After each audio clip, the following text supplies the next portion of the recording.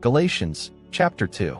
Then after a period of 14 years I went up again to Jerusalem with Barnabas, taking Titus also with me. I went up by revelation, and I laid before them the good news which I preach among the Gentiles, but privately before those who were respected, for fear that I might be running, or had run, in vain. But not even Titus, who was with me, being a Greek, was compelled to be circumcised. This was because of the false brothers secretly brought in, who stole in to spy out our liberty which we have in Christ Jesus, that they might bring us into bondage, to whom we gave no place in the way of subjection, not for an hour, that the truth of the good news might continue with you. But from those who were reputed to be important, whatever they were, it makes no difference to me. God doesn't show partiality to man. They, I say, who were respected imparted nothing to me, but to the contrary, when they saw that I had been entrusted with the good news for the uncircumcised, even as Peter with the good news for the circumcised. For he who worked through Peter in the apostleship with the circumcised also worked through me with the Gentiles.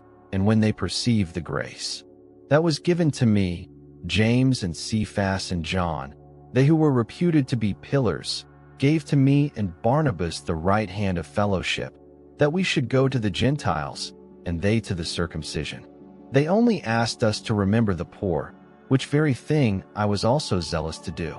But when Peter came to Antioch, I resisted him to his face, because he stood condemned. For before some people came from James, he ate with the Gentiles. But when they came, he drew back and separated himself, fearing those who were of the circumcision. And the rest of the Jews joined him in his hypocrisy, so that even Barnabas was carried away with their hypocrisy.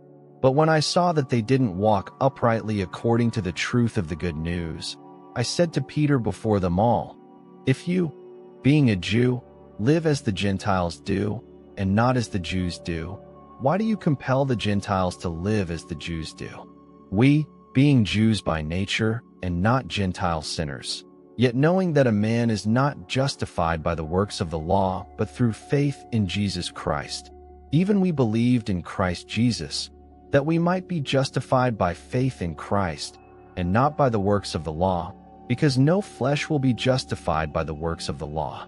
But if, while we sought to be justified in Christ, we ourselves also were found sinners, is Christ a servant of sin? Certainly not. For if I build up again those things which I destroyed, I prove myself a lawbreaker. For I, through the law, died to the law, that I might live to God.